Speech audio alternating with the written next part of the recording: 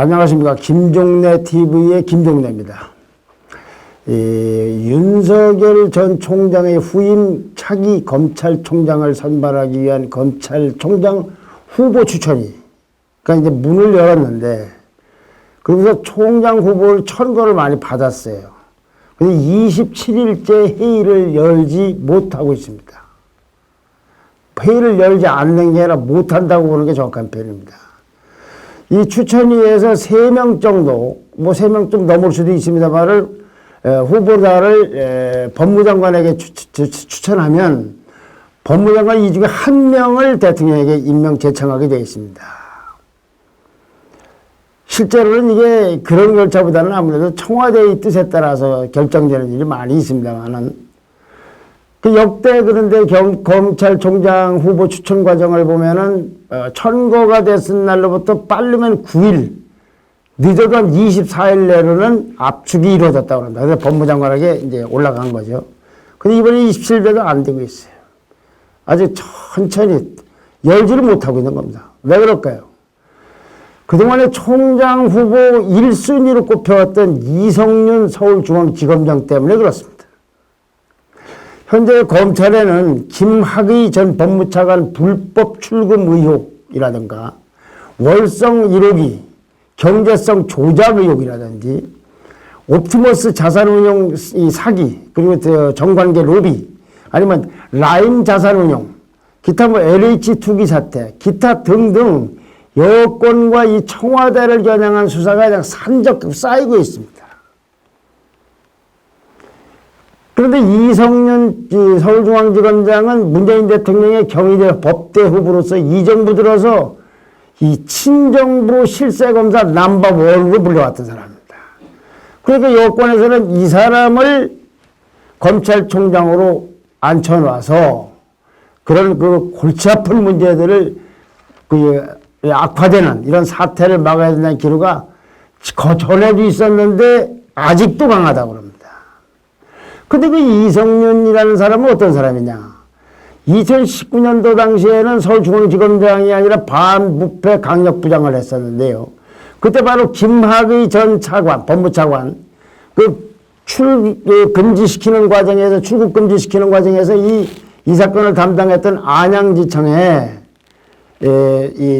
수사를 하려고 하니까 안양지청에서, 그거 하지 마라. 라고 이게 의압을 넣었다는, 혐의를 받고 있습니다.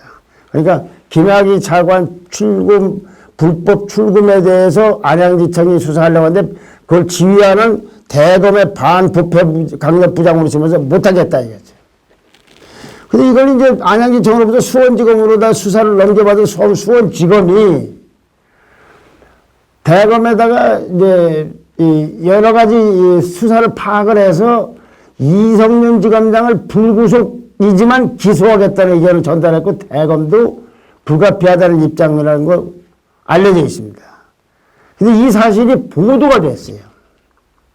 그러자 이성윤 지검장은 지난주에 검찰 소환이 없는데도 돌연 자진 출석을 해갖고서 조사를 받았습니다.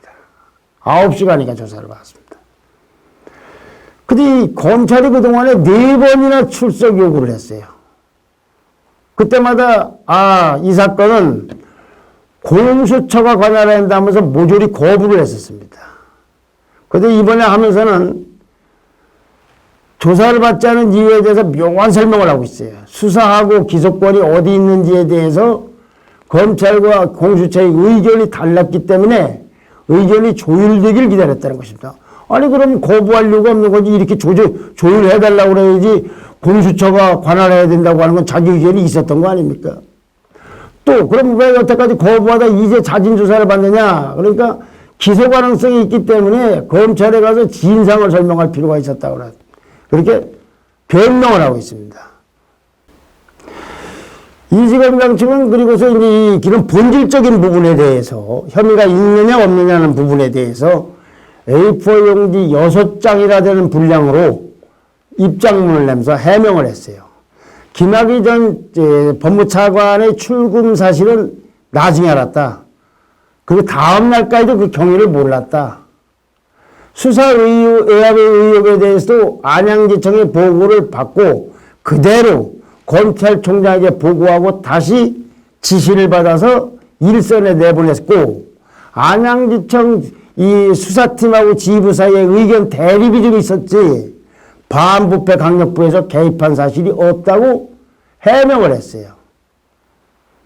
이렇게 하자 수원지검에서는 이제 언론에 흘리는 형태로 이 지검장이 안양지청의 수사를 중단하라는 취지로다가 영향을 미쳤다는 것은 당시 안양지청의 지휘부에 다 진술을 했다. 이 진술을 확보하고 있다고 얘기를 하고 있습니다.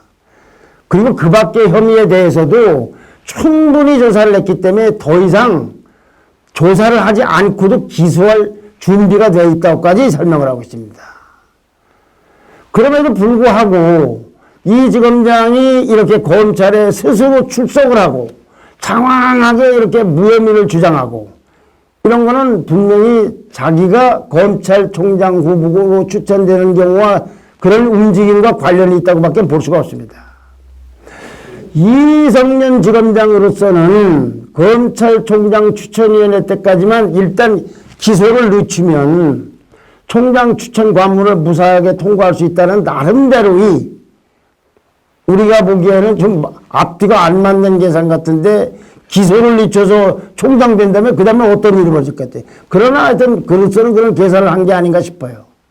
자, 이런 행동이 자, 이성년 지검장의 독자적인 셀프 행동인지 구명활동을 하기 위해서 아니면 여권 수뇌부와의 교감 끝에 이루어질지는 알 수가 없어요.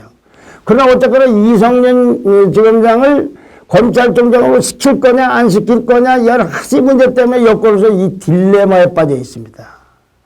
그래서 가령 국무총리나 5개 부처 장관 인선보다도 이 검찰총장의 이성윤이라는 사람을 앉힐 거냐 안 앉힐 거냐 그 굉장한 딜레마에 있는 것만은 분명하고 그래서 검찰총장 추천위원회가 저렇게 열리질 않고 있는 것 같습니다. 근데 그건 열리긴 열려야죠. 검찰총장이 공백 상태니까요. 근데 여기서 이제 몇 가지 우리가 좀 짚어볼 게 있어요. 이성년 총장이 되든 안 되든 간에 아니 서울중앙지검장이자 이 검찰총장으로다가 1순위로 거론됐던 사람이 그 사람마저도 검찰이 자기네 조직에서의 소환에도 불응하면은 아니 그럼 누구 보고 소환을 하라고 할 겁니까? 또 그런 사람이 검찰총장이 되면은 누가 누구 보고 조사를 받으라고 할 수 있겠어요? 이건 아주 내로남불의 극치입니다. 다른 거는 주장의 내로남불이지만 이건 수사, 인신상인 부속상인 문제가 될 수도 있는 걸 이렇게 하고 있다 이거죠. 검찰총장 후보감이 자기네 조직에서 오죽하면 그 높은 사람들 알면서도 소환하려고 하는데 그걸 하나 4번이나 부르겠다 이거죠. 또 피의자예요. 피의자가 검찰총장이 된다는 거 그냥 기가 막힌 일 아닙니까? 내부에서는 이미 후배들이 웬만하면 물러나라는 요구를 여러 번 해서 서울중앙지검이 지금 컨트롤도 잘 안 돼요. 이렇게 신망을 얻지 못하는 사람을 검찰 총수로 앉혀놓은 그 국민들이 납득하겠습니까? 만약에 이와 같은 생각들에 반해서 이성년 총장이 중앙지검장이 검찰총장이 되면은 제가 보기에는 조국 사태 이상의 만파를 불러일으킬 걸로 보입니다. 왜 그러느냐? 조국 장관 당시에는 민정수석에서 때는 몰랐어요. 무슨 일이 있었는지. 그러다 법무장관으로 후보로 지명되면서부터 문제가 터져서 주로 가족들이 조사를 받고 이랬습니다. 근데 이성윤 중앙지검장은 이미 피의자 신분이에요. 문제가 뭐라는 걸 아주 법적으로 드러나 있는 거예요. 무슨 재산, 땅 투기를 했다 이런 수준이 아니고 피의자라 이거죠. 피의자. 고발당한 것도 아니고 검찰이 수사자되면 기소를 할 사람이에요. 이걸 알고도 총장을 발탁한다니까 조국 장관은 몰랐는데 나중에 문제가. 이건 알고 하기 때문에 이거야말로 정말로 국민을 우롱하는 사태가 아닌가 싶어요. 정말로 이성윤 지검장은 그 사람이 가야 될 곳은 검찰총장실이 아니고 재판정입니다. 재판정.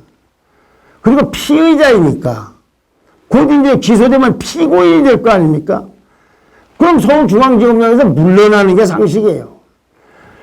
이 이성윤 지검장의 전임이 윤석열 전 총장이고 그 전임이 이영렬 중앙지검장이었습니다. 이영렬 중앙지검장은 특활비 몇백만 원 뭘 주고받았느니 어쩌냐고 쫓겨났을 뿐만 아니라 수사까지 받았어요. 결국 무죄를 받았지만. 그런 거에 비하면 지금 이렇게 본연의 피의자가 돼 있는 걸로 특활비 몇백만 원하고 관련 비교가 안 되는 그런 일을 내고 지금 검찰이 기소하려고 하니 이 사람이 거기에 버티고 나아가 검찰총장이 된다. 이건 정말 어이가 없는 일입니다. 어이가 없는 일. 지금 보궐선거에서 저렇게 혼나고도 이런 일을 강행하려면 또는 거기에 눌러앉아있는 이성윤 지검장이나 다 어이가 없습니다.